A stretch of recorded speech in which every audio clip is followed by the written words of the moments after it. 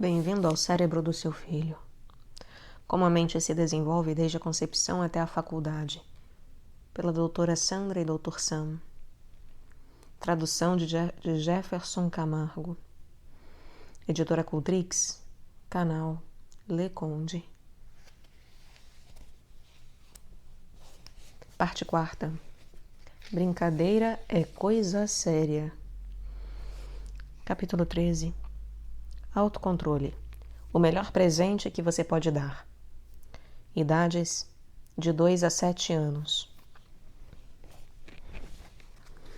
Quando se tem 3 ou 4 anos, resistir à tentação é sempre uma luta evidente. Encontrar uma boa estratégia é um elemento chave do sucesso. E a boa notícia para os pais é que as estratégias podem ser ensinadas. Na verdade, aprender a manter o autocontrole estratégico ainda em tenra idade pode ser algo muito compensador nos anos seguintes. A brincadeira das crianças bem novas contribui para o desenvolvimento de sua mais importante função cerebral básica, a capacidade de controlar seu próprio comportamento a fim de alcançar um objetivo. Essa capacidade está na base do sucesso em muitas áreas com as quais os pais se preocupam, desde a socialização até o desempenho escolar. Os circuitos neurais responsáveis por ela são algumas das partes de desenvolvimento mais tardio do cérebro, como sabe qualquer pai ou mãe de uma criança de 2 anos. Contudo, mesmo nessa idade, você pode detectar e estimular um estágio inicial de desenvolvimento mental, a inibição dos impulsos comportamentais. A capacidade de uma criança na pré-escola de resistir à tentação pode prever o bom desempenho acadêmico com muito mais acerto do que as pontuações obtidas nos testes de QI. O teste clássico para a verificação de autocontrole, criado por psicólogos, consiste em colocar um marshmallow sobre uma mesa e dizer à criança que ela ganhará 2 marshmallows se conseguir ficar alguns minutos sem comer o primeiro. Se a criança preferir, ela pode apertar uma campainha e o pesquisador entrará na sala para lhe dar apenas um marshmallow. O tempo médio de espera é de mais ou menos 6 minutos para uma criança de 4 anos. As que conseguem esperar 15 minutos nessa idade são as que se saem excepcionalmente bem e, portanto, merecem imediatamente os 2 marshmallows. Mais de uma década depois, esses tempos de espera dos pré-escolares correspondem muito às pontuações de adolescentes no teste de avaliação escolástica, prevendo cerca de 1/4 da variação entre indivíduos em um estudo. Os tempos de espera na pré-escola também estão ligados à capacidade de lidar com o estresse e a frustração na adolescência, assim como a capacidade de concentração. Outros testes que avaliam a capacidade de inibir comportamentos, como no princípio da gratificação adiada, estão ligados ao bom desempenho em matemática e leitura no início do ensino fundamental, o que faz sentido se levarmos em conta que a aquisição de conhecimentos acadêmicos exige concentração e persistência. À medida que aumenta com o tempo, o autocontrole continua a prever o sucesso acadêmico. Num estudo com alunos de 8ª série do ensino médio, a autodisciplina no início do ano letivo, avaliada em parte pela capacidade de um aluno ficar com $1 durante uma semana sem gastá-lo e assim ganhar outro $1, é capaz de prever a qualidade de suas notas e conceitos, o grau de assiduidade de sua frequência escolar e o modo como ele se sairá nos testes padrão de desempenho escolar no fim do ano. A capacidade de autocontrole dos alunos foi responsável pelo dobro da variação entre indivíduos observada em todas essas avaliações, como as pontuações obtidas nos testes de QI. A capacidade de regular o seu próprio comportamento é importante não apenas para o desempenho acadêmico, mas também para o sucesso interpessoal. As crianças hábeis no autocontrole comportamental demonstram menos raiva, medo e constrangimento, além de maior empatia do que seus amigos e colegas da mesma idade. Outras pessoas consideram essas crianças mais competentes e populares do ponto de vista social, inclusive muitos anos depois, o que talvez se deva à sua capacidade de controlar suas próprias emoções e levar em consideração as emoções alheias. Um certo nível de maturação cerebral É o primeiro passo necessário ao desenvolvimento do autocontrole. Por volta dos 10 meses, nos primeiros sinais da presença dessa capacidade, os bebês conseguem escolher os aspectos do ambiente nos quais vão concentrar sua atenção, ao contrário de se mostrarem involuntariamente atentos a qualquer coisa. Quando isso acontece, eles podem descontrair e distrair-se e, às vezes, mudar de comportamento em vez de insistir num curso de ação que não está se mostrando eficaz, como é comum nos bebês muito novos. A capacidade mais complexa de inibir comportamentos voluntariamente, controlar impulsos e planejar ações, chamada de esforço de controle, manifesta-se pela primeira vez entre o 27º e o 30º mês de idade. Permite que a criança faça coisas como se lembrar de usar sua voz interior quando estiver agitada, ou manter as mãos fora do pote de biscoitos, pelo menos por algum tempo. Os bebês desenvolvem a capacidade de inibir comportamentos ou comandos entre 2 e 3 anos. O esforço de controle, então, aumenta rapidamente até os 4 anos e mais lentamente até os 7 anos. A resistência à distração continua a melhorar ao longo da infância, atingindo valores adultos de meados ao fim da adolescência. Duas habilidades afins dependem de regiões cerebrais semelhantes e, portanto, tendem a se desenvolver em paralelo com o esforço de controle. Uma é a flexibilidade cognitiva, a capacidade de encontrar maneiras alternativas de alcançar um objetivo se a primeira tentativa não der certo, e de mudar o comportamento para ajustá-lo à situação, como não correr perto da piscina. A outra é a memória funcional, a capacidade de registrar informações que lhe permitam lidar com tarefas por um breve período de tempo, como lembrar-se das soluções de um quebra-cabeça já tentado anteriormente. Juntas, essas três capacidades são coletivamente chamadas de função executiva. À medida que essas capacidades se desenvolvem com a idade, as crianças tornam-se cada vez mais capazes de sequenciar seus comportamentos de maneira apropriada, acompanhando o curso de múltiplas tarefas e resistindo a distrações, ou delas se recuperando. A função executiva, que fornece os ingredientes fundamentais ao autocontrole na vida adulta, depende do córtex pré-frontal e do córtex cingulado anterior. O córtex pré-frontal molda o comportamento em busca de objetivos e, para tanto, ativa ou inibe outras regiões do cérebro. O cingulado anterior é ativado por tarefas que requerem controle cognitivo, em particular o monitoramento e detecção de erros de desempenho e decisão entre dicas conflitantes. Outra parte do cingulado anterior é ligada ao córtex orbitofrontal, ao hipocampo e à amígdala, e participa da regulação das emoções. Uma medida do desenvolvimento da função executiva de uma criança é a força do controle cognitivo por ela demonstrada. Essa capacidade é comumente mensurada pelo teste com dicas conflitantes, em que se pede às crianças para detectar rapidamente o aparecimento de um alvo. Esse teste será mais fácil e seu desempenho mais rápido, portanto, se a criança souber de antemão onde o alvo vai aparecer. Numa versão simples de teste, o alvo é precedido por um de 2 estímulos: uma fila de 5 peixes, todos olhando para a localização futura do alvo, condição congruente, ou outra fila com o peixe central olhando para a localização do alvo e os outros 4 olhando na direção oposta, condição incongruente. As respostas demoram mais a ser dadas para crianças e adultos quando eles se deparam com condições incongruentes, pois o cérebro precisa inibir a tendência automática de acompanhar a maioria dos estímulos e, ao contrário disso, concentrar-se exclusivamente no peixe central.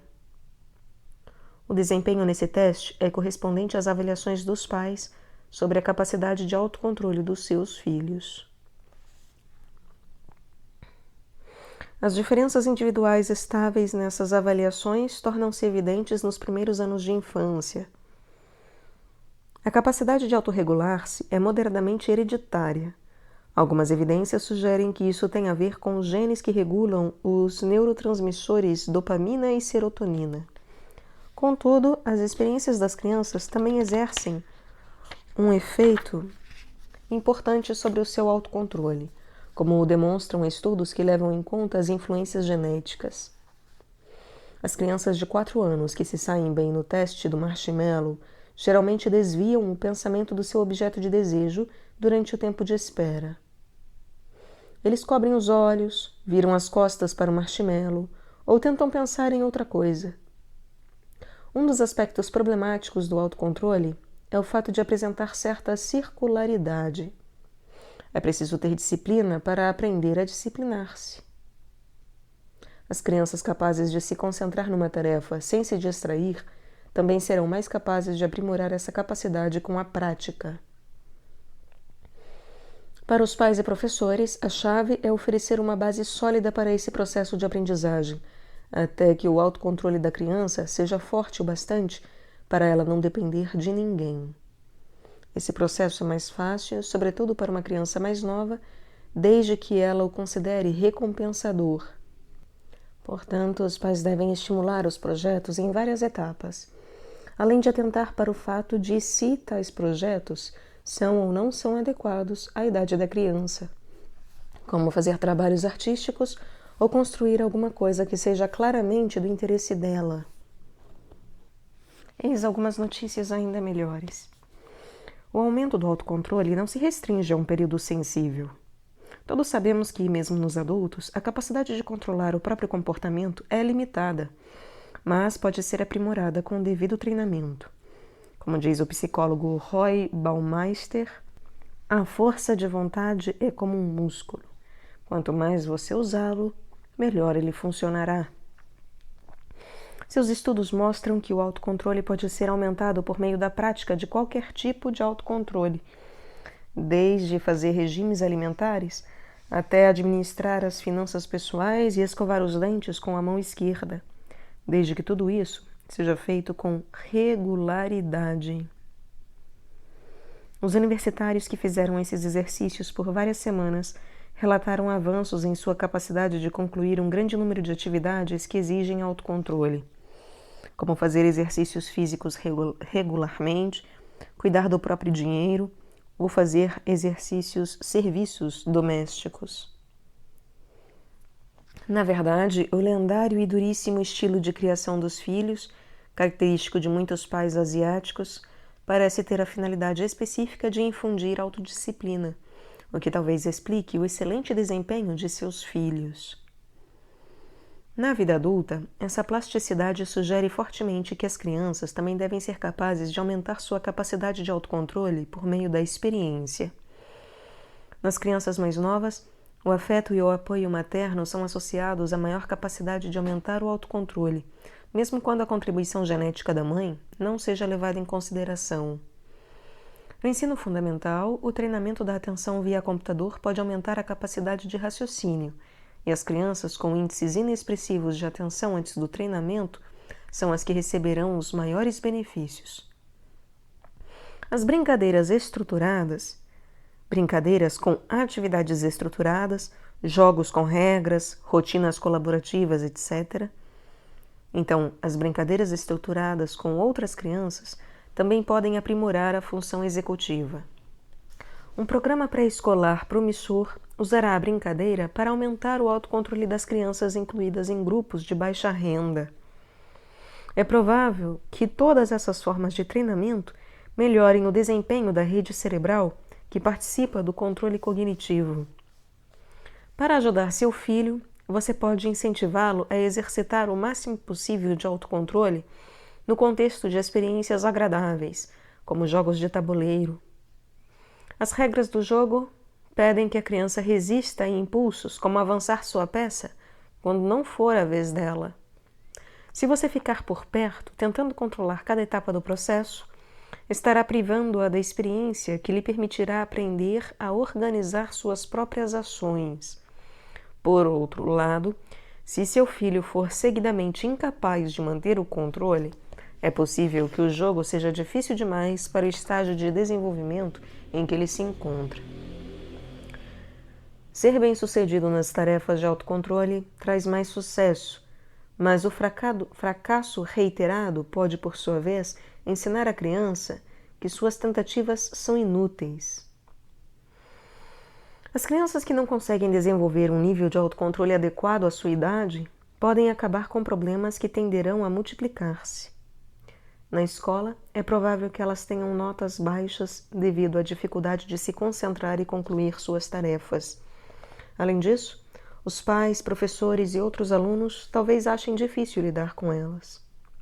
Como o mais provável é que os castigos produzam ressentimentos, em vez de aumento de autocontrole, sua repetição pode acabar estigmatizando a criança com deficiências de autorregulação como o membro problemático ou rebelde da classe ou da família. Aos olhos dos professores, pais e colegas, e da própria criança, essa imagem pode sobreviver ao problema original e contribuir para uma espiral descendente que, por sua vez, levará ao desempenho medíocre e à delinquência. Até as crianças mais novas podem se beneficiar do tempo que dedicam a dirigir suas próprias atividades, principalmente se estiverem envolvidas com alguma brincadeira imaginativa, sozinhas ou com colegas. Para ajudar, os pais podem estimular as crianças a buscar seus próprios interesses e tudo o que as deixe entusiasmadas. Algumas crianças adoram criar músicas, enquanto outras preferem construir um castelo.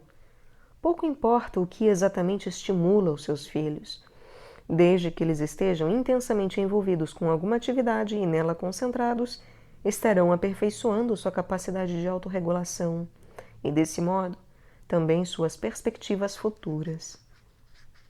A brincadeira traz muitos benefícios às crianças, como veremos no capítulo seguinte.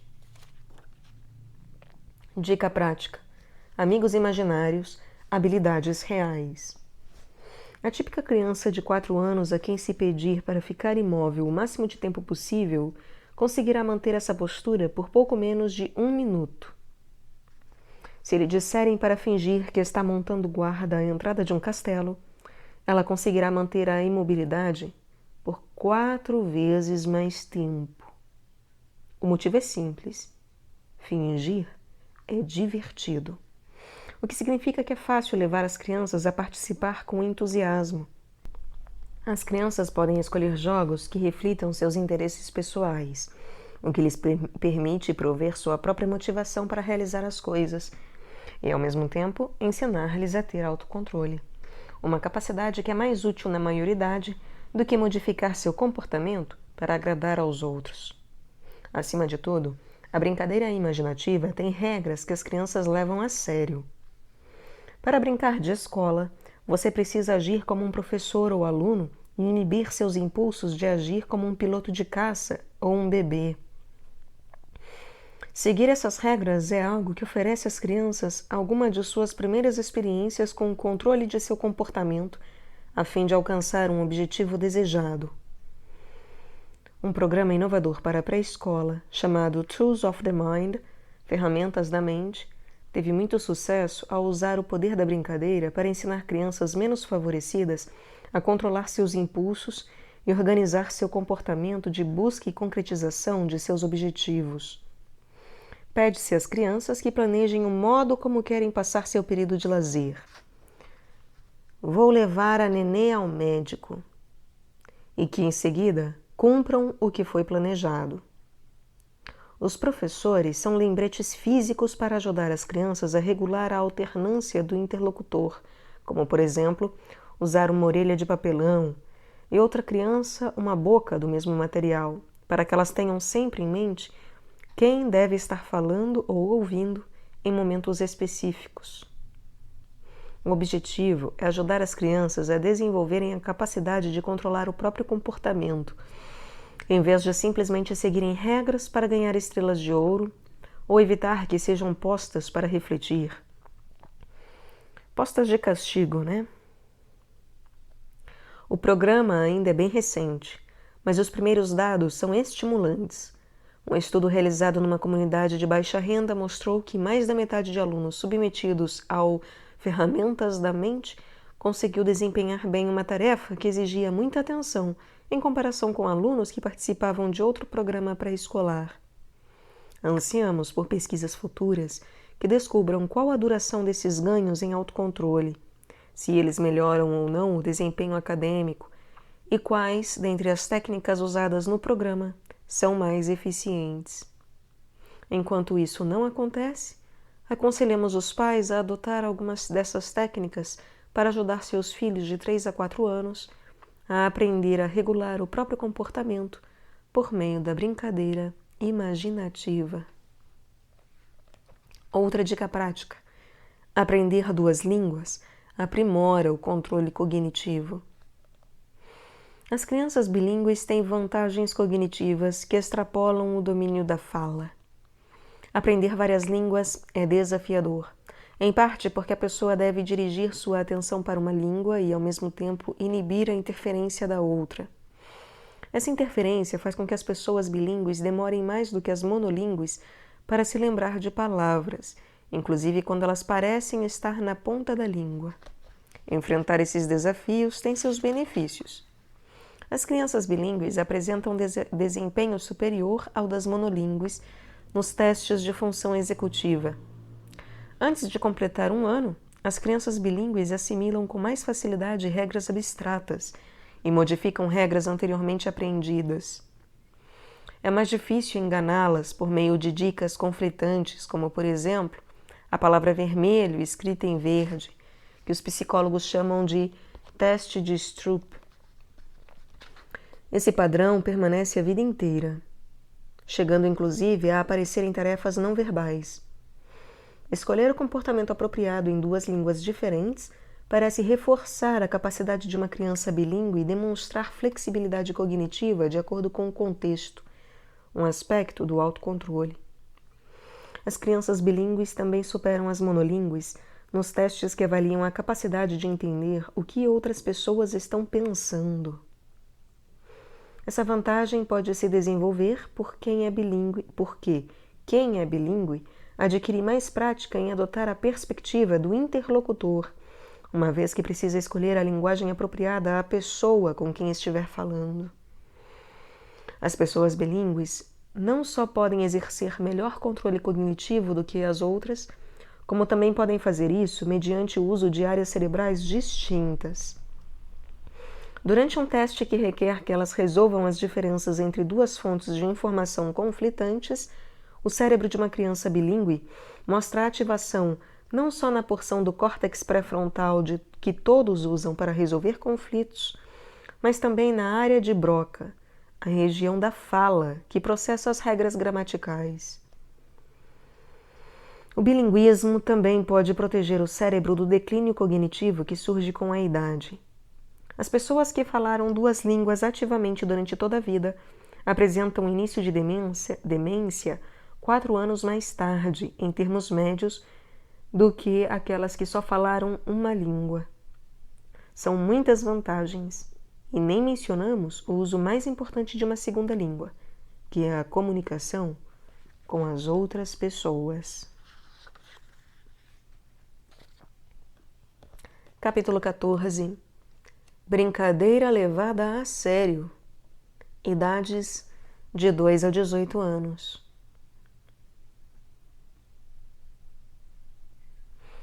Para Pigface, a vida no zoológico tinha melhorado nos últimos tempos.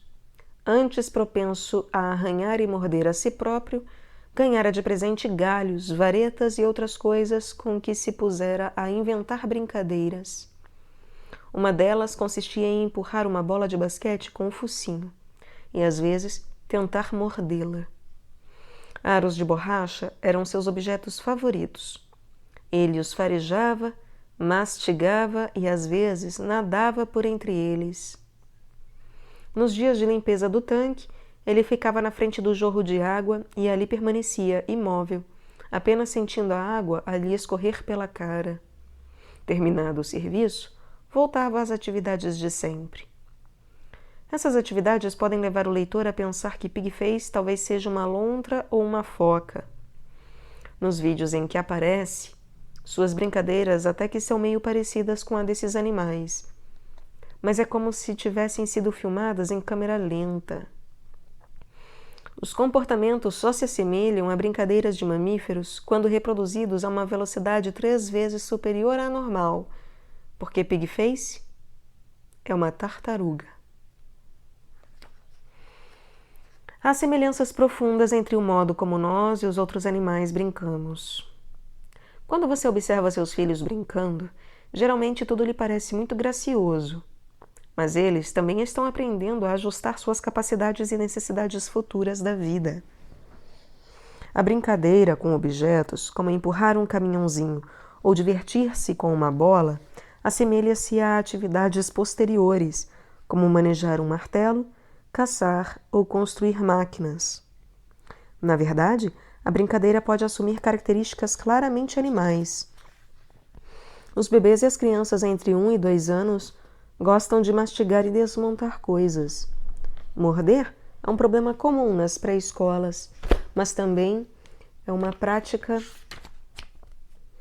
para os tipos de predação de que, em tempos remotos, nossa espécie dependia para obter alimento.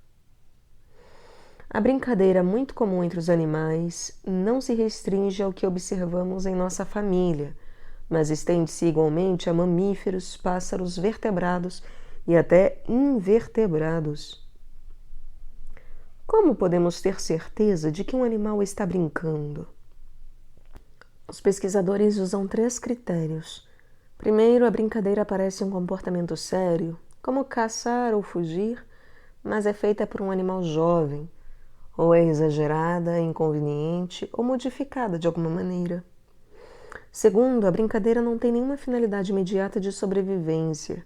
Parece ser feita sem nenhum objetivo que não a brincadeira em si, além de ser voluntária e prazerosa. Terceiro, a brincadeira ocorre quando um animal não está estressado e não tem nenhuma preocupação imediata. Esses critérios de identificação de uma brincadeira provêm da observação de peixes-agulha saltadores, crocodilos que se divertem na água e lagartos. No National Zoo of Washington, Zoológico Nacional de Washington, lagartos monitores brincam de Keep Away, que é uma espécie de jogo infantil em que 2 ou mais participantes devem passar uma bola entre si, enquanto um participante no meio da roda tenta interceptá-la. O objetivo não é atingir essa pessoa com a bola, mas apenas impedir que ela consiga pegá-la. A maior espécie de lagartos monitores, o dragão de Komodo, brinca de cabo de guerra com seus cuidadores, interagindo com aros de plástico. Esse animal pode pegar um bloco de anotações ou outros objetos do cuidador e carregá-lo na boca de um lado para o outro. Uma filmagem de uma dessas cenas lembra muito as brincadeiras com cachorros, com a diferença de que sua velocidade se reduz quase à metade. Esse comportamento não indicava que o dragão estivesse confundindo o aro com comida, pois ele só tentava comê-lo se o tivessem esfregado com óleo de linhaça ou sangue animal. Nessas ocasiões, a brincadeira era rapidamente substituída por um comportamento acentuadamente possessivo. No YouTube, vídeos com dragões de Komodo engolindo porcos inteiros, quando não outros animais da mesma espécie, sugerem que esses comportamentos associados à alimentação não se confundem facilmente com a brincadeira. O fato de a brincadeira ser tão onipresente sugere que ela surgiu há muito tempo na história dos animais. Ela aparece em diversos animais com muito menos complexidade social do que as pessoas. Essa universalidade sugere que, embora a brincadeira signifique literalmente diversões e jogos, ela deve servir a alguma função vital. Em outras palavras, quando o seu filho está brincando, ele está fazendo algo crucial para o seu desenvolvimento. Além do mais, as características da brincadeira dele são distintivas não apenas em relação a ele, mas aos seres humanos em geral. A brincadeira assume formas diferentes em diferentes animais, inclusive nos humanos. Seu conteúdo nos oferece algumas dicas sobre qual teria sido sua utilidade de origem.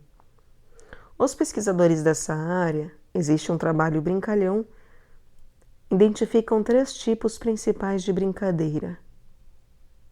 O mais comum é a brincadeira com objetos, que é o que Pigface faz com bolas de basquete e aros de borracha.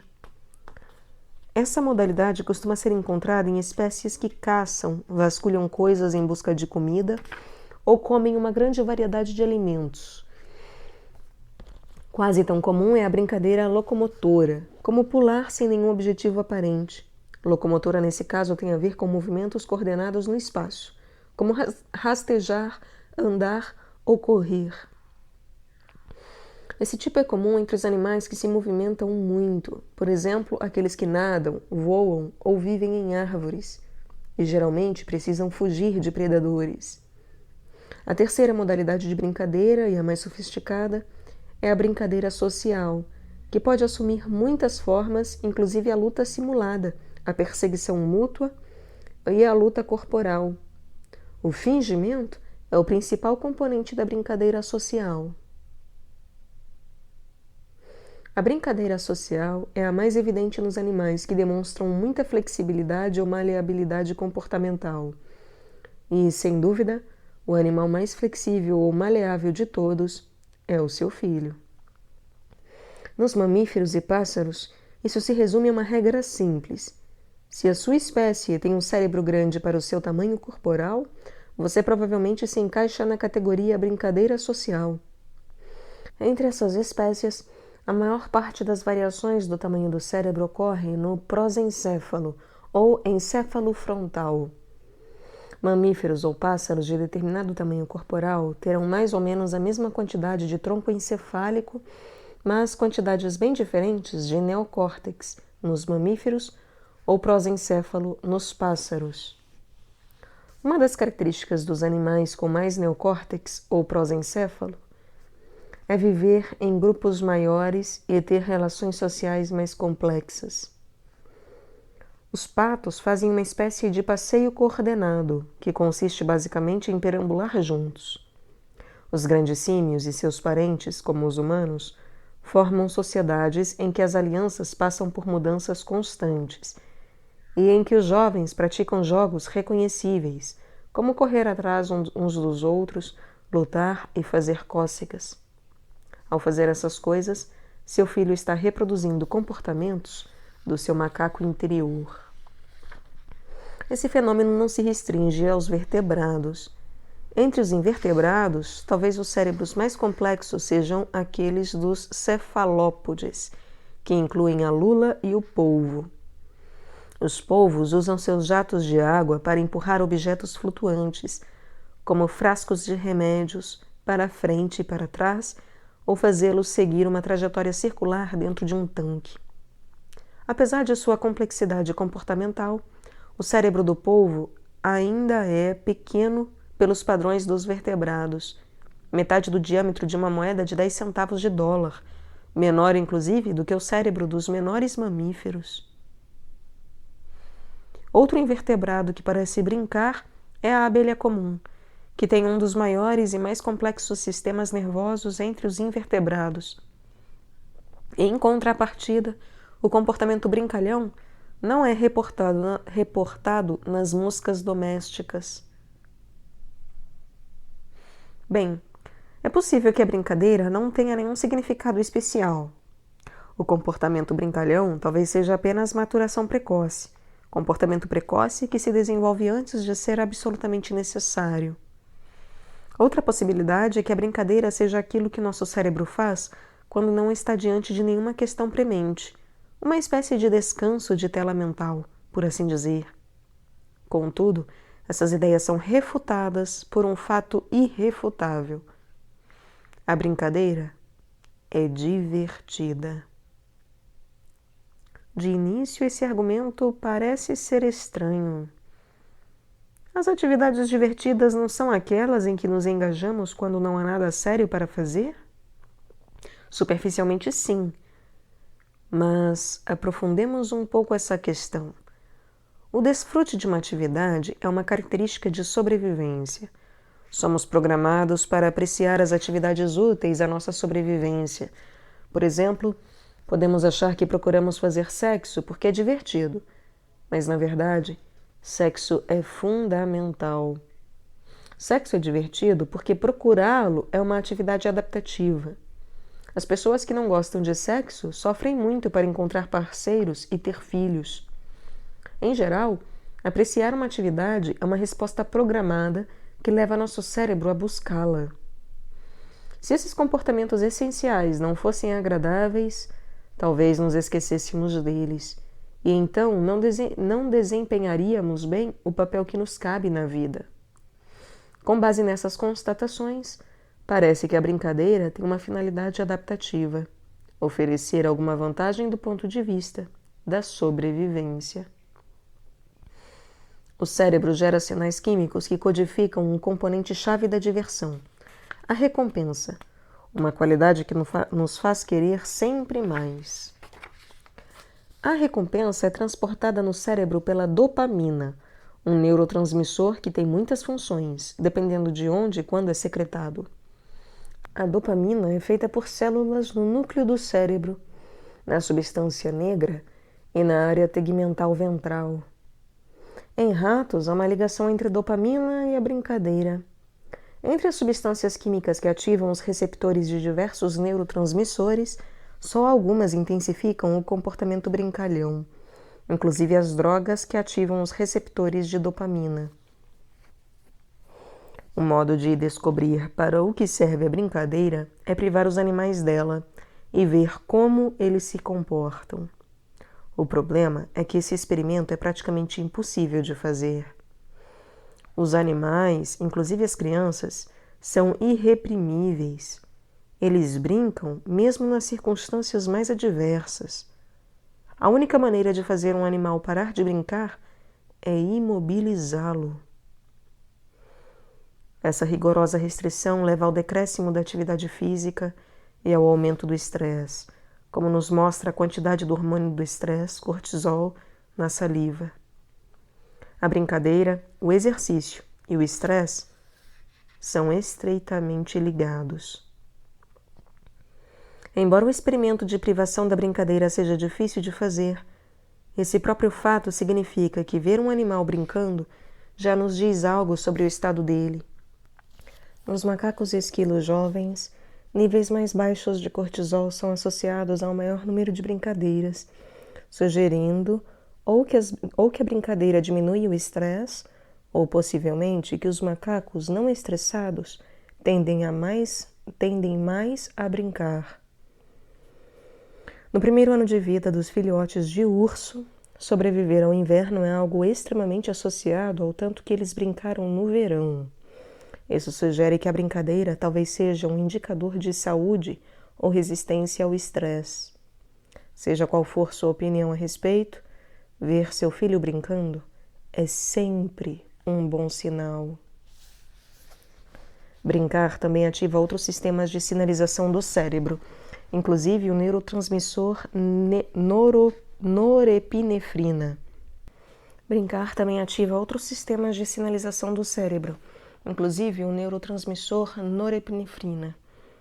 Seu parente próximo, a epinefrina, também conhecida como adrenalina, é liberada para o corpo como um rápido componente de sinalização associada ao estresse. Como principal ativador do sistema nervoso simpático, a epinefrina mobiliza nossas energias para lutar, fugir ou sentir medo. A norepinefrina também está envolvida com o chamado à atenção e à ação, mas age como um neurotransmissor. A norepinefrina também facilita a aprendizagem de mecanismos nas sinapses. Em alguns neurônios, ela aumenta a plasticidade cerebral, de modo que a mudança torna-se possível quando essa substância química está presente em grandes quantidades. O mesmo se pode dizer da dopamina, que explica como a recompensa leva a mudanças de longo prazo que nos fazem querer mais. O cérebro é reprogramado quando ocorre uma recompensa. Embora os estressores da vida real desencadeiem a liberação tanto da epinefrina como do cortisol, a brincadeira não aumenta os níveis deste último. Esse hormônio nos ajuda em situações de perigo real, bloqueando por pouco tempo funções que são dispensáveis, como a assimilação de experiências não imediatamente ligadas ao contexto de origem do estresse. É seguro dizer que, se você considera a brincadeira como fonte de estresse, é porque não está brincando direito. Até os videogames violentos que aumentam o nível fisiológico de excitação, como nos mostram as mensurações de respostas baseadas na epinefrina, não aumentam o nível de cortisol. Na verdade, em alguns casos, os níveis de cortisol diminuem. As pessoas se livram do estresse jogando videogames. Em termos gerais, a brincadeira é associada às respostas que facilitam o aprendizado. As condições da brincadeira, a geração de sinais que aumentam a aprendizagem sem uma concomitante resposta estressora, permitem que o cérebro explore possibilidades e aprenda com elas. Em outras palavras, uma função crucial da brincadeira pode muito bem ser a disponibilização de experiências para a vida real. Como já afirmamos neste livro, o uso reiterado de uma habilidade ou de outra capacidade mental contribui para o aumento de sua eficácia. Evidências obtidas a partir das experiências com animais sugerem que esse é o caso da brincadeira, que geralmente reflete as necessidades mais sérias de um animal. Os gatinhos precipitam-se sobre coisas, um comportamento que lembra sua futura estratégia de caça. As corças, ainda bem novas, movimentam-se aos pulos e saltos, num comportamento semelhante ao da fuga. Portanto, é possível que a brincadeira seja uma prática que prepara um animal para sua verdadeira atividade posterior, quando ele já estiver mais maduro. Por exemplo, no capítulo 13, descrevemos o Tools of the Mind, Ferramentas da Mente, um programa escolar que usa jogos e brincadeiras complexos para fazer projetos elaborados e exercitar o domínio de si mesmo, práticas associadas ao córtex pré-frontal e ao autocontrole. Mesmo antes disso, o movimento pela instituição do jardim de infância, que no século XIX popularizou o conceito de educação pré-escolar, baseava-se na ideia de que músicas, jogos e outras atividades eram um meio para as crianças adquirirem conhecimentos perceptuais, cognitivos, sociais e emocionais que as preparariam para o ingresso na maioridade. Nos mamíferos, a brincadeira é necessária para formar conexões sociais normais. Os ratos e gatos criados em isolamento social tornam-se incompetentes para lidar com outros de mesma espécie, reagindo tipicamente com agressões. Em nossa espécie, a disfunção em adultos é com frequência precedida pela brincadeira fora da norma habitual na infância. Uma característica notável dos psicopatas é o fato de eles quase não terem brincado quando crianças. São comuns os relatos de que os assassinos em série também brincaram de modo atípico, em geral solitariamente ou com demonstrações explícitas de crueldade. Às vezes, esse tipo de problema é associado a ferimentos na cabeça nos primeiros anos de vida. Não precisamos dizer que a brincadeira anormal não significa necessariamente que você está criando um assassino em série. Hein? A cultura também é transmitida pela brincadeira.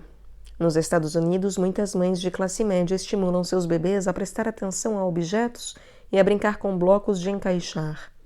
Por sua vez, as mães japonesas estimulam seus filhos a se engajarem em interações sociais enquanto brincam, por exemplo, sugerindo que as meninas alimentem suas bonecas e lhes façam mesuras e reverências. As comunidades que enfatizam o desenvolvimento da independência atribuem mais importância à brincadeira com objetos, enquanto as comunidades interdependentes estimulam a brincadeira social. Brincar também tem aspectos negativos. Em primeiro lugar, embora a brincadeira ocorra por definição na ausência de estressores ou ameaças externas, as crianças nem sempre são muito boas para detectar ameaças, o que significa que a brincadeira pode ser perigosa. Esse problema não é exclusividade das pessoas. Num estudo sobre mortalidade em filhotes de focas, 22 de 26 mortes resultaram do fato de os bebês brincarem fora do campo de visão ou de alcance sonoro dos seus pais. A brincadeira pode distrair pessoas e outros animais, impedindo que eles identifiquem o perigo. Mesmo em casos como esse, porém, a brincadeira pode ser um preparativo para a vida real. Nas brincadeiras infantis, correr riscos pode constituir um importante processo do desenvolvimento. As crianças testam limites e determinam o que é seguro e o que é perigoso. Nos Estados Unidos, os equipamentos dos playgrounds se tornaram muito seguros, levando ao problema não previsto de que as crianças deixem de vivenciar esses limites, o que pode provocar problemas na vida adulta. Além de oferecer experiência, a brincadeira também ajuda as crianças a aprender tanto as coisas que apreciam como aquelas de que não gostam. Roger Thiessen, ganhador do Prêmio Nobel de Química, afirma ter lido sobre reações químicas incomuns antes dos 8 anos de idade, as quais depois tentou reproduzir sozinho, conseguindo obter belas mudanças de cor dentro de sua casa ou no quintal. Como ele ainda não dispunha de artefatos de vidro para laboratório, fez seu próprio equipamento a partir de vidros de leite e latas usadas. Já adulto, Roger ganhou o Prêmio Nobel pela criação de corantes e proteínas que ficam mais brilhantes ou mudam de cor ao encontrarem sinais químicos em células vivas, inclusive em neurônios. Isso pode tornar certos processos biológicos, como a sinalização cerebral, muito mais fáceis de se ver e entender. A invenção de ferramentas para visualizar o que está acontecendo em sistemas biológicos ativos, a grande contribuição de Roger à ciência, teve raízes em seu interesse, quando criança, por experiências químicas domésticas. Nem todos os experimentos infantis levam a essas alturas, sem dúvida. Mas sejam quais forem os interesses que seus filhos venham a ter, descobrir quais são pode ser um dos resultados mais importantes da brincadeira. Pense dessa maneira. A brincadeira é o trabalho das crianças. Talvez seja a maneira mais eficaz de elas aprenderem habilidades para o resto da vida e descobrirem que habilidades são essas. Por essas razões, é importante não permitir que a brincadeira se transforme numa atividade compulsória e enfadonha, uma vez que sua natureza agradável é parte daquilo que faz a maioria das crianças crescer como dentes de leão. Portanto, em vez de tentar mudar a personalidade do seu filho por meio de atividades obrigatórias, o que é difícil de qualquer maneira, deixe-o brincar e ajude-o a tornar-se o que ele vai ser. Você sabia? A brincadeira na vida adulta. Em muitas pessoas, a brincadeira continua presente na vida adulta e dá uma contribuição fundamental à solução de problemas. Os cientistas da área de ciências físicas geralmente dizem que, quando crianças, gostavam de construir e desmontar brinquedos e objetos variados. Sam também fazia isso, e quando cursava o ensino fundamental, construiu um relógio de sol. Por outro lado, o trabalho da vida adulta costuma ser mais eficaz quando se assemelha à brincadeira. De fato, a imersão total numa atividade quase sempre é um sinal infalível de que essa atividade é extremamente prazerosa. O conceito de flow, experiência máxima, ou aquilo que os atletas chamam de estar com a bola toda, being in the zone, ou ainda, concentração sem esforço. O flow ocorre durante experiências ativas, que exigem concentração, mas também são vivenciadas com prazer, e nas quais os objetos e limites são claros, mas deixam margem para a criatividade. Sua ocorrência é mais provável quando as capacidades de uma pessoa são suficientes para enfrentar o desafio em tarefas que não são nem fáceis nem impossíveis. Nessa descrição cabem muitos hobbies dos adultos, de esquiar a fazer música, além de ela estar na base de carreiras como a de médico cirurgião ou de programador de computadores. Essa imersão pode transformar a solução de um grande desafio em algo tão agradável como uma brincadeira infantil. Estimular seu filho a fazer atividades que o envolvam completamente é uma grande contribuição para a felicidade dele ao longo da vida. Capítulo 15. Corpo e cérebro trabalhando juntos. Idades de 4 a 18 anos. É evidente que seu filho está usando o cérebro enquanto lê. Mas você talvez não se dê conta de que o cérebro dele também está se exercitando quando ele joga futebol.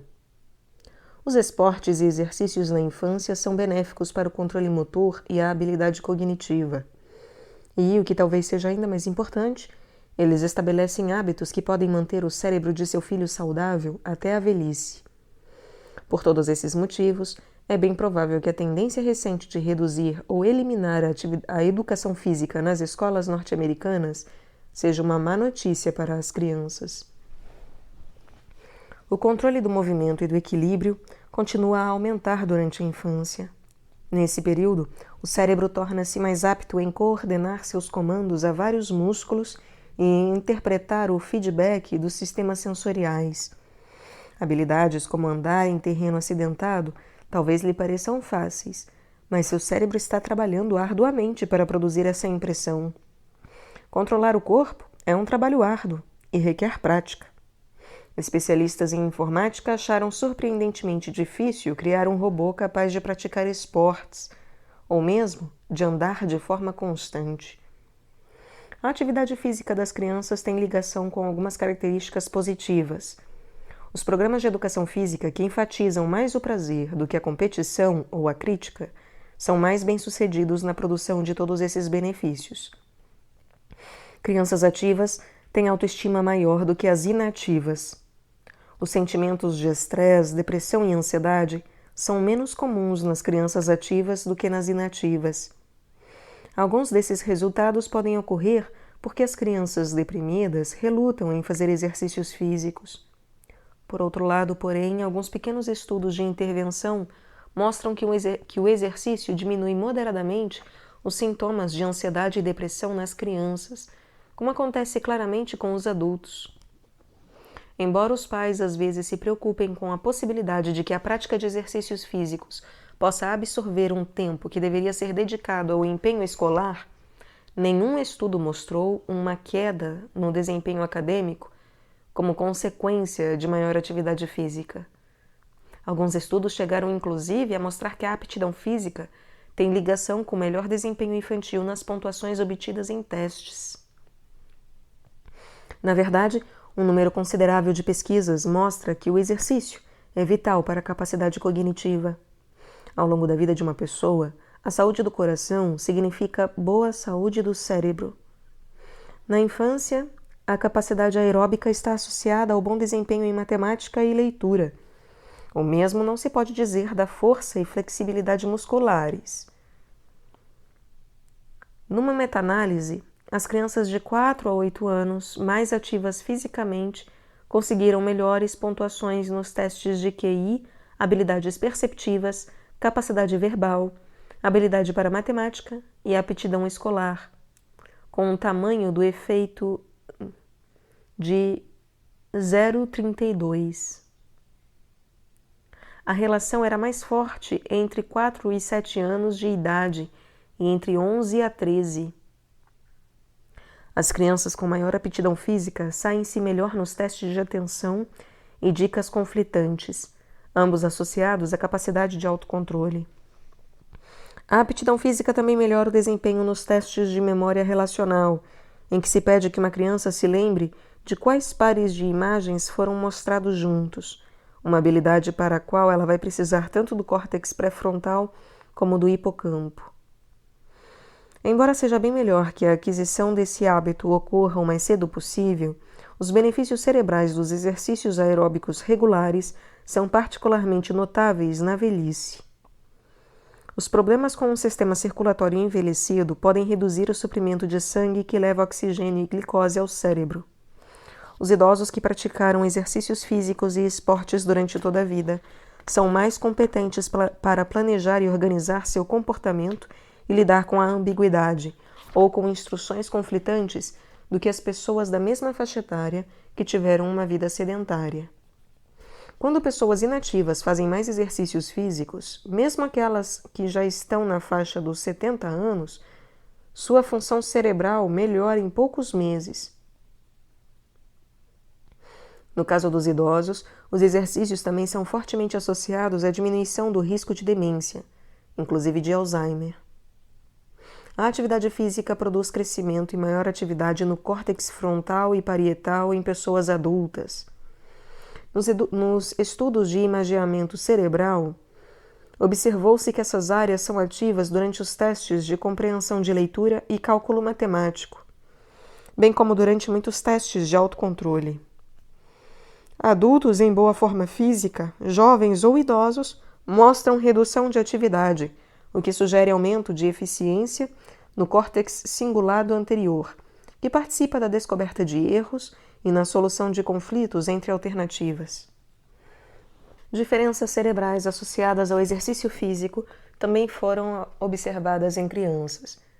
Entre 9 e 10 anos de idade, as que estão em boa forma física têm o hipocampo e o estriado dorsal, uma região importante para a seleção de respostas, flexibilidade cognitiva e desempenho de comportamentos adquiridos, maiores do que as crianças sedentárias. Essas diferenças estão ligadas ao melhor desempenho de tarefas comportamentais que dependem dessas áreas. O papel do exercício no amadurecimento do córtex pré-frontal das crianças ainda não foi estudado, mas os efeitos comportamentais do exercício sugerem que essa região do cérebro também pode ser influenciada. Há várias maneiras de o exercício introduzir mudanças no cérebro, e elas não são mutuamente excludentes. Os neurocientistas descobriram que, em pessoas e animais de laboratório, o exercício provoca a liberação de fatores de crescimento, proteínas que sustentam o desenvolvimento de dendritos e sinapses e aumentam a plasticidade sináptica. O exercício também aumenta a sobrevivência de células cerebrais recém-formadas no hipocampo de animais de laboratório, jovens, adultos e velhos, e até em filhotes de rato cujas mães se exercitaram durante a gestação. As proteínas liberadas durante o exercício em animais de laboratório, jovens e velhos, estimulam o desenvolvimento dos vasos sanguíneos, ajudando os nutrientes da circulação a chegar ao cérebro. A maior parte desses efeitos já foi estudada em animais adultos, mas é provável que também ocorram no cérebro das crianças. A questão de até que ponto o exercício interage com o desenvolvimento do cérebro ainda é objeto de estudo. Para obter os benefícios que o exercício físico confere ao cérebro, as crianças de todas as idades devem se divertir pelo menos 1 hora por dia, movimentando bem o corpo durante esse período. Como as crianças raramente precisam de muito estímulo para brincar livremente, já no ensino fundamental, a maioria delas mostra-se à altura dessa necessidade, quando não a extrapola por conta própria. Além de deixar as crianças brincarem de pega-pega e subirem em árvores, atividades que não entrarão pela vida adulta, os pais devem aproveitar a intensa atividade desse período para introduzir seus filhos em esportes que podem se tornar hobbies por toda a vida, ou em atividades sociais, como artes marciais, dança, softball ou caminhadas de longa distância. Os pais também ajudarão muito se diminuírem a exposição dos filhos a atividades sedentárias, como, por exemplo, longas horas diante da TV ou do computador, e ao mostrarem a eles que o exercício físico é uma característica regular da vida adulta. Em nossa cultura obcecada pela obesidade, é tentador concentrar-se no controle do peso como um benefício-chave dos exercícios físicos. Mas essa atividade tende a ser contraproducente. Considerar o exercício um componente de um regime alimentar define-o como uma atividade ocasional, não como algo para ser feito todos os dias, por prazer. E o faz parecer um castigo por mau comportamento, principalmente no caso das meninas. Como ninguém gosta de atividades associadas à vergonha e culpa, o uso desse tipo de motivação tende a ser muito prejudicial à tentativa de transformar os exercícios numa parte regular e prazerosa da vida de seus filhos. Os exercícios são benéficos para todos, gordos ou magros, leve ou não em consideração a perda de peso. Também há motivos sociais para as crianças dominarem habilidades motoras quando ainda bem novas. Um vacilo ou uma escorregadela, que podem ser muito mais graciosos numa menina durante um jogo de beisebol infantil, provavelmente será um tormento para um garoto durante uma aula de educação física. O constrangimento associado às tentativas de igualar as habilidades dos colegas, que são bons esportistas, geralmente resulta na aversão ao atletismo por toda a vida. Nos estudos longitudinais, uma infância inativa é uma previsão quase infalível de uma vida adulta inativa. Os pais que tentarem lançar seus fundamentos nos anos de ensino fundamental de seus filhos provavelmente serão recompensados na adolescência e na maturidade deles.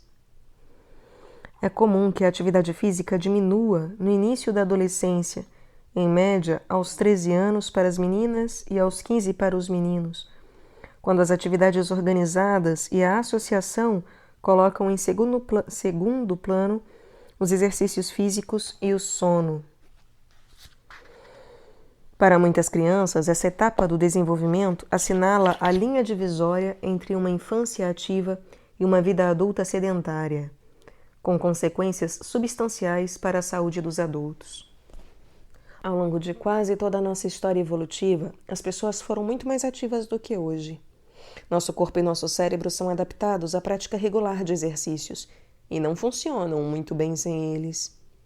Há exercícios para o gosto de toda criança, desde as corridas solitárias de longa distância até os esportes competitivos em equipe, passando pela maior socialização das aulas de yoga.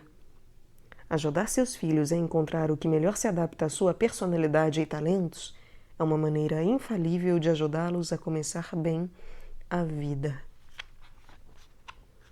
Dica prática: proteja seu filho de ferimentos na cabeça. Há uma grande exceção à regra de que o exercício é bom para o seu cérebro: o risco de ferimentos na cabeça nos esportes de contato.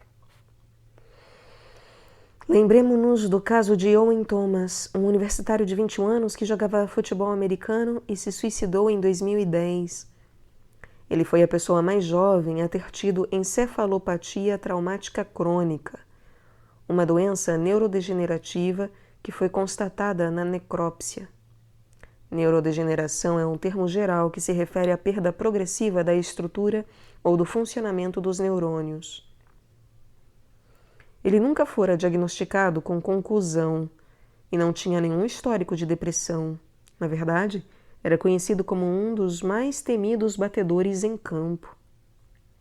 Muitos estudos mostraram que golpes repetidos na cabeça aumentam a probabilidade de uma pessoa desenvolver sintomas neurológicos numa idade mais avançada, inclusive demência, transtornos do movimento e depressão. Tendo em vista que de 1,6 a 3,8 milhões de concussões associadas ao futebol americano ocorrem anualmente só nos Estados Unidos, temos aí um problema potencialmente grave. As meninas recebem mais diagnósticos de concussão do que os meninos nos mesmos esportes, embora a diferença talvez só se deva ao fato de os meninos dificilmente reportarem os sintomas. A encefalopatia traumática crônica apresenta sintomas variados, os quais incluem a depressão, a perda de memória e problemas de controle de impulsos. Seus sintomas são facilmente confundidos com os da depressão, das doenças de Alzheimer ou de Lou Gehrig e do mal de Parkinson, de modo que sua prevalência continua incerta. Hoje, alguns pesquisadores acreditam que o próprio Gehrig talvez tenha tido encefalopatia traumática crônica, mal diagnosticada, como a doença que leva seu nome. Os indivíduos portadores da variante genética APOE4 apresentam maior risco de ter a doença de Alzheimer, e essa variante também parece aumentar o risco de autodegeneração associado aos ferimentos na cabeça. Muitos esportes infantis populares podem oferecer riscos: futebol, luta livre, rugby, hóquei, karatê, lacrosse, basquete e esqui são todos associados à reincidência de ferimentos na cabeça. Ainda não sabemos ao certo de que modo o número, o momento da ocorrência e a gravidade estão ligados a esses riscos de longo prazo. 3 concussões aumentam significativamente o risco na maioria dos estudos, e alguns deles constataram um aumento de risco depois de uma única concussão, ou de ferimentos na cabeça não diagnosticados, como no caso de Thomas. Em comparação com os adultos, as crianças demoram mais para se recuperar de uma contusão. Isso talvez se deva ao fato de haver menos espaço entre o cérebro e o crânio na infância, o que torna o inchaço do cérebro depois de um ferimento um problema mais grave para as crianças do que para os adultos. As crianças também são particularmente suscetíveis a complicações decorrentes da reincidência de um ferimento durante o período de recuperação. Mais de 90% das mortes resultantes de ferimentos na cabeça associados à prática de esportes desde 1945 nos Estados Unidos foram de atletas que ainda não haviam concluído o ensino médio. Embora a pesquisa longitudinal seja necessária para dar respostas a essas perguntas, o cuidado justifica-se por si só e desde sempre. As crianças cujo histórico familiar as coloque em risco de terem doença de Alzheimer devem ser especialmente cuidadosas em evitar ferimentos na cabeça. Nenhuma criança deve voltar para uma brincadeira ou um jogo se ainda permanecerem os sintomas de uma contusão. Nem todas as contusões levam à perda de consciência. A confusão e a perda de memória depois de um ferimento na cabeça também são sinais de contusão. Durante a recuperação, as crianças devem descansar tanto o cérebro como o corpo, evitando atividades escolares e inclusive a leitura. Por último, os pais devem cogitar seriamente um esporte que não envolva impacto físico para as crianças que tiverem mais de um ferimento na cabeça, no tipo de esporte que vinham praticando.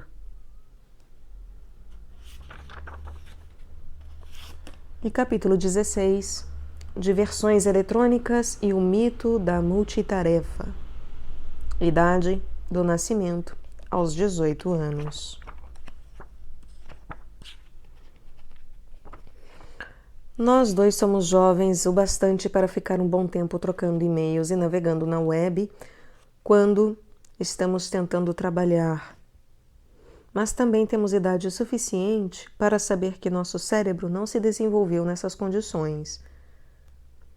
Por sua vez, hoje, muitas crianças crescem em contínuo acesso aos meios eletrônicos, desde a TV no quarto até os videogames para as viagens de carro. Nos Estados Unidos, o bebê típico começa a assistir TV aos 5 meses de idade, antes mesmo que consiga se sentar direito. Por volta dos 12 ou 13 anos, 82% das crianças estão online. O cérebro de seu filho é programado para buscar novas informações e ficar atento a elas, porque a sobrevivência de nossos ancestrais dependia da percepção de mudanças no ambiente, desde a chegada de um leão até a nova expressão no rosto do parceiro. Contudo, o que acontece com o nosso cérebro quando a aquisição de novas informações fica tão fácil? Nossa sociedade parece estar em processo de descobrir isso, uma vez que a internet traz uma avalanche de fatos e ideias, ao lado de jogos de ação e aventuras e gatos que tocam teclado, para a nossa vida. Os pesquisadores ainda desconhecem os efeitos totais da exposição das crianças a um fluxo constante de estímulos de intensidade extrema, uma vez que esses novos meios de comunicação social são um acontecimento recente. Comecemos por alguns princípios conceituais básicos estabelecidos por décadas de pesquisa em neurociência. Ao longo deste livro, enfatizamos que o cérebro do seu filho depende de experiências sensoriais, geralmente disponíveis para ajudar a determinar que conexões neurais devem ser mantidas ou perdidas. Se a natureza dessas experiências mudar drasticamente, a expectativa é que haverá efeitos perceptíveis no desenvolvimento do cérebro. No caso dos novos meios de comunicação, os poucos experimentos até hoje feitos confirmam essa ideia, embora não possam dizer com certeza que o façam. Uma das coisas que sabemos é que os efeitos da experiência da mídia sobre o cérebro dependem dos detalhes. Se seu filho é um telespectador passivo ou um ativo jogador de videogames, em que idade as experiências ocorrem e de que atividades a criança está abrindo mão para ter tempo disponível para todas as outras. Seja qual for o momento da vida cotidiana, a decisão sobre que informações devem ser objeto de nossa atenção é algo que nada tem de simples. Seu cérebro precisa combinar a capacidade de se concentrar profundamente num determinado problema com a capacidade de reorientar-se rapidamente se ocorrerem mudanças importantes. Para alcançar esse equilíbrio, a atenção descendente, o direcionamento deliberado do foco de seu cérebro pelo córtex, deve competir com a atenção ascendente, a apreensão automática do foco do seu cérebro por acontecimentos notáveis, como alguém gritando, ou o toque do seu celular indicando a chegada de uma mensagem de texto. Você provavelmente já teve momentos em que um sistema predominou sobre o outro. Ou a sua concentração era tão profunda que você não ouviu o choro do bebê, ou as interrupções eram tantas e tão frequentes que você não conseguiu avançar no seu trabalho. O sistema ascendente é útil no nascimento, antes da entrada em ação do sistema descendente, que pode assumir o controle por breves períodos lá no final do primeiro ano e continuar a progredir pelo menos até os 10 anos e talvez até a adolescência. Essa discrepância na maturidade dos dois sistemas é o que explica por que motivo as crianças mais novas são mais fáceis de distrair do que as maiores. Como vimos no capítulo 13, a sua capacidade de usar a função executiva é um componente-chave de autocontrole e aumenta com a prática. Um princípio básico da neurociência é que o cérebro fica melhor para fazer qualquer coisa que realize frequentemente. Os que jogam videogames ilustram perfeitamente essa afirmação, uma vez que eles investem centenas ou milhares de horas na prática de jogos que requerem a rápida detecção de alvos e sua diferenciação das pegadinhas que, na verdade, não constituem alvos. Daphne Bavelier e seus colegas mostraram que esse esforço aumenta a velocidade de resposta de diferentes tarefas e a capacidade de atenção visual do cérebro dos jogadores. Embora você possa pensar que os videogames treinam a atenção ascendente, na verdade os benefícios parecem ocorrer, sobretudo, em avanços na eficácia do sistema de atenção descendente. Infelizmente para os pais que os odeiam, só os jogos de ação muito rápidos, do tipo mate todos, parecem ter esses efeitos. As mudanças parecem ser um efeito direto no jogo de videogame. Por outro lado, você poderia imaginar que as pessoas com melhor atenção visual considerassem os videogames mais gratificantes e que, portanto, gostassem mais de jogá-los, o que seria um exemplo de causalidade reversa.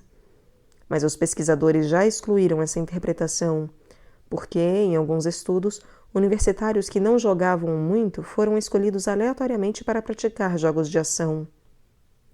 O grupo de controle passou a mesma quantidade de tempo praticando jogos sem ação, por exemplo, Tetris, The Sims.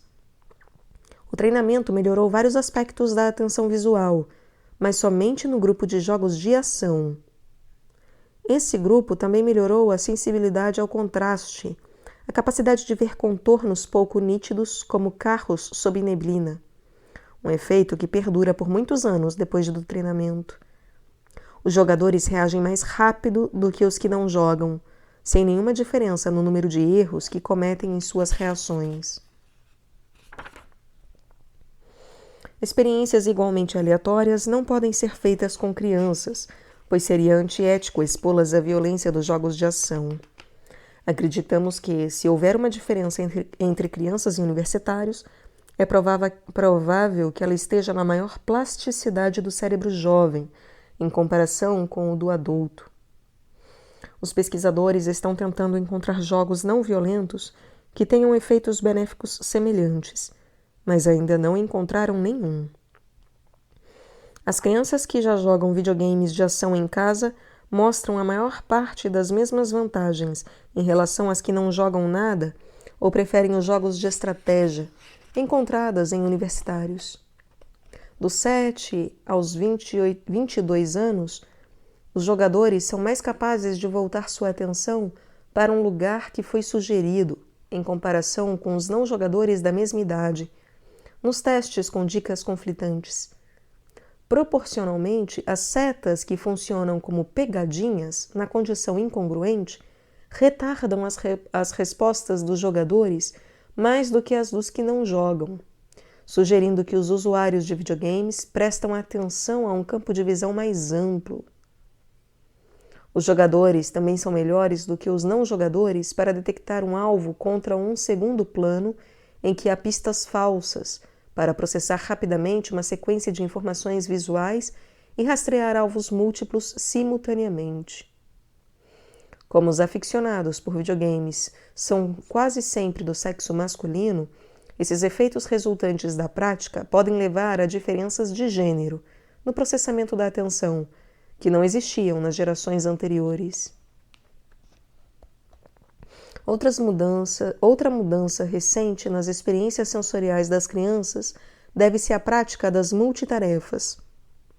Nos Estados Unidos, crianças que até pouco tempo passavam em média 6 horas e meia usando a mídia eletrônica, agora aumentaram esse tempo para 8 horas e meia, por conta das multitarefas, enviar mensagens de texto e assistir TV ao mesmo tempo, ou ouvir música e jogar videogame simultaneamente. Quase todos nós acreditamos que podemos realizar multitarefas.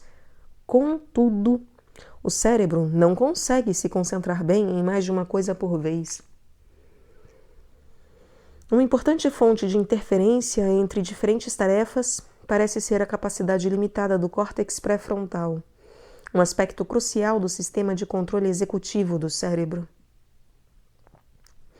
Muitos aspectos da função cerebral, como caminhar ou dirigir um carro por caminhos conhecidos, não precisam de intervenção direta do controle consciente.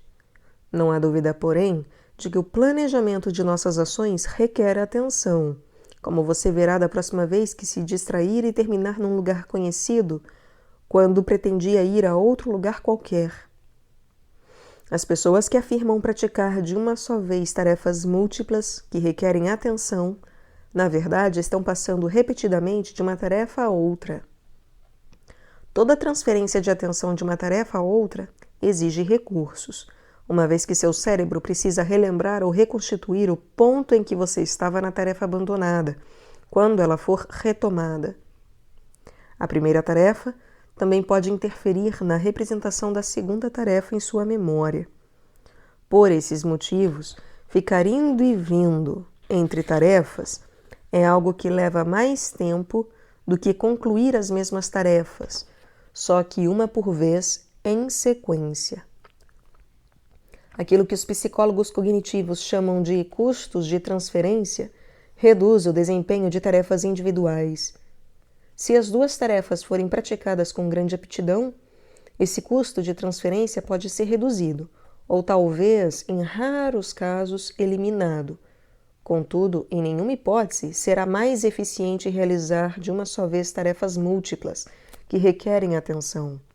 O ideal é realizá-las separadamente. Em resumo, a multitarefa é um mito. O custo da multitarefa crônica pode comprometer o desempenho quando houver uma só tarefa. Um estudo constatou que, nos testes de dispersividade e capacidade de mudar de tarefa, o desempenho de universitários que mais frequentemente realizam multitarefas é inferior ao daqueles que as realizam menos vezes. Os alunos que ficavam mais horas usando a internet também tendiam a passar mais tempo usando simultaneamente diferentes modalidades de mídia. O desempenho dos aficionados por multitarefas era mais prejudicado pelas pegadinhas em comparação com aqueles que as praticavam menos, embora os dois grupos apresentassem o mesmo desempenho sempre que essas pistas falsas não fossem usadas. Em outros testes, as pessoas multitarefas também tinham mais problemas para ignorar itens irrelevantes em sua memória e retornar e avançar entre dois conjuntos de regras. Uma coisa que não sabemos é se as pessoas naturalmente dispersivas são mais propensas à prática de multitarefas ou se, na verdade, a multiplicidade de tarefas é que aumenta a dispersividade. Seja como for, porém, se os seus filhos passam muito tempo fazendo multitarefas, o mais provável é que essa não seja uma boa notícia para a capacidade de concentração deles. Como temos afirmado ao longo deste livro, as experiências de vida dos seus filhos influenciam o cérebro deles de muitas maneiras distintas. Como o advento dos meios eletrônicos é ao mesmo tempo recente e tão significativo, Os cientistas estão trabalhando duro para determinar seus efeitos sobre o desenvolvimento infantil. O que sabemos com certeza é que o cérebro das crianças é fortemente influenciado por interações individuais com os adultos que delas cuidam, algo que não pode ser substituído por nada que apareça numa tela de vídeo. Antes dos 2 anos de idade, as diversões eletrônicas não apresentam benefícios ou custos claros. Para pré-escolares mais velhos, a TV educativa pode ser benéfica, embora certos programas possam ser mais prejudiciais. Por exemplo, as crianças que assistiram Dora, a Aventureira, e Blue's Clues, as pistas de Blue, aos 2 anos e meio, tinham melhores habilidades linguísticas, enquanto as que assistiam Teletubbies apresentavam aptidões inferiores à média. Para as crianças em idade escolar, a mídia eletrônica é uma bênção até certo ponto, aprimorando algumas capacidades cognitivas e talvez prejudicando outras. Proibir os meios de comunicação eletrônicos durante toda a infância talvez seja desnecessário e, sem dúvida, fora da realidade. Ainda que você pudesse forçar essa proibição e fosse bem-sucedido ao fazê-lo, o fato de impedir que seus filhos usem os meios de comunicação preferidos pela grande maioria dos colegas deles iria colocá-los numa complicada posição de desvantagem, e a falta de experiência com computadores poderia levar a dificuldades profissionais nos anos vindouros. Ainda assim, há estratégias que você pode usar para reduzir os impactos negativos. Limitar o tempo consumido diante de um monitor de vídeo ou tela de TV a fim de arranjar tempo para outras atividades é algo que certamente terá efeitos benéficos sobre o desenvolvimento. Como não há dúvida de que as experiências da infância influenciam o desenvolvimento do cérebro, vale a pena ter certeza de que as experiências importantes estejam ao alcance do seu filho. As crianças precisam de exercícios físicos, precisam de interação em comunicação direta e precisam passar um bom tempo ao ar livre.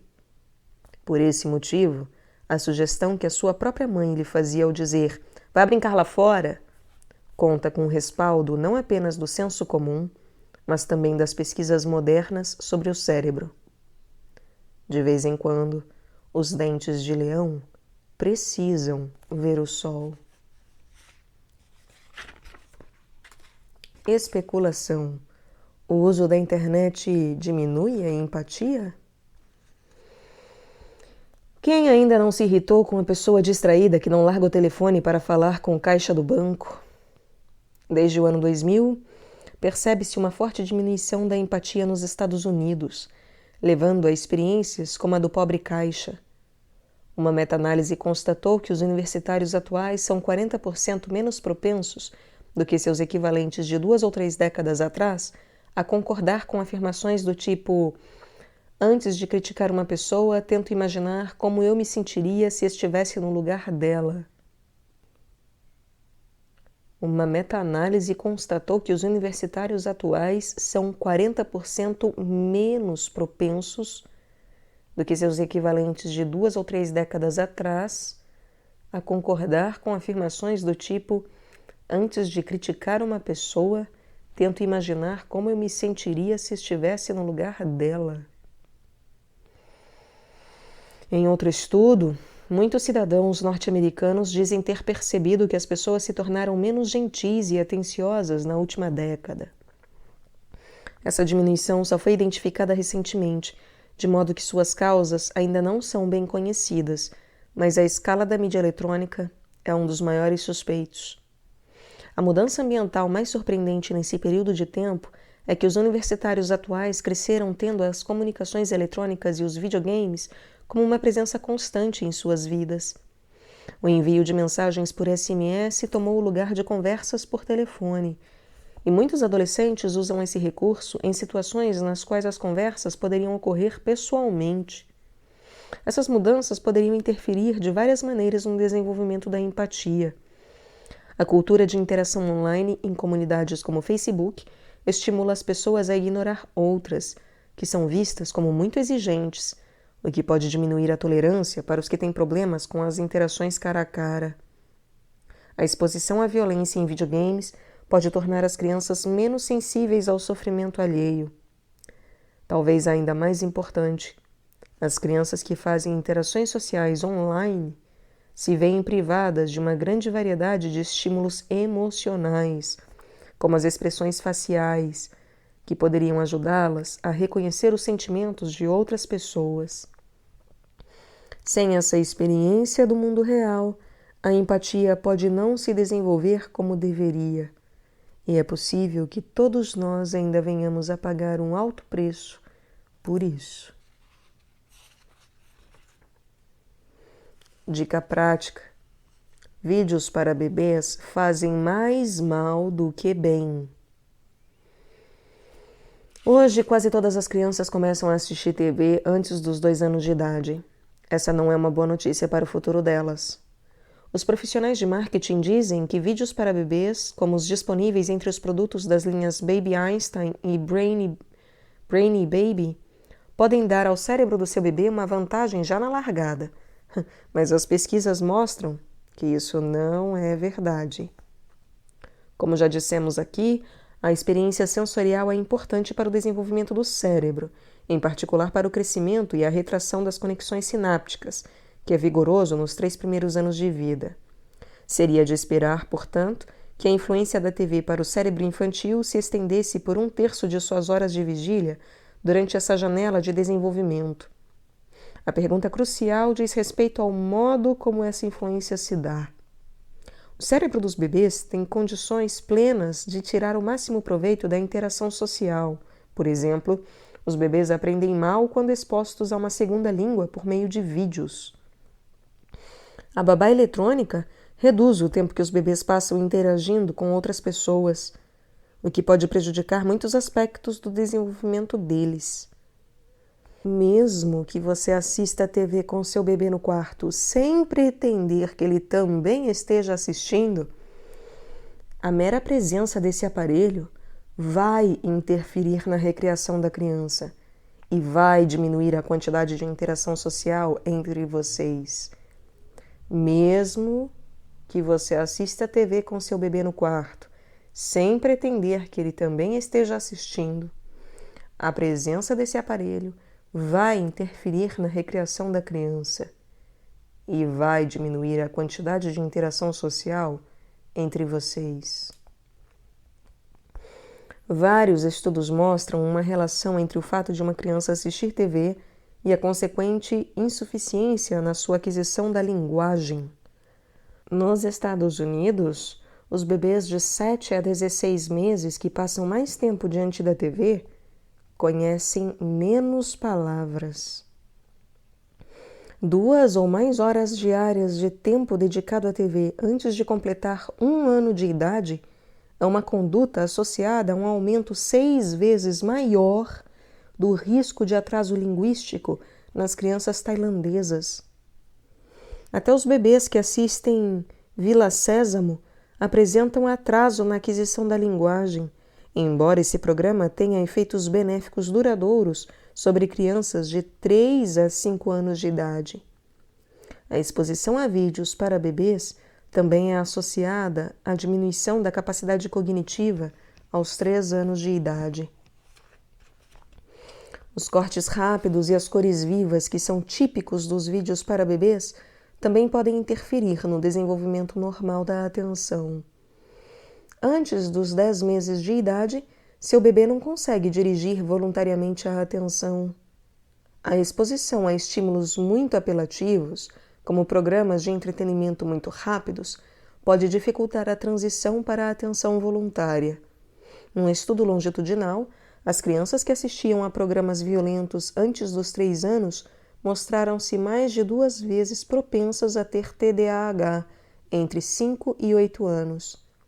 É fácil imaginar que os pais de crianças com esse problema sejam tentados a usar a TV para deixar seus filhos ocupados, criando um círculo vicioso. Nenhuma pesquisa confiável mostra que assistir TV traga algum benefício para os bebês. Nenhuma pesquisa confiável mostra que assistir TV traga algum benefício para os bebês. Toma liberdade para acreditar que aqui se inclui também a internet, YouTube, essas coisas, não é? Vídeos em geral.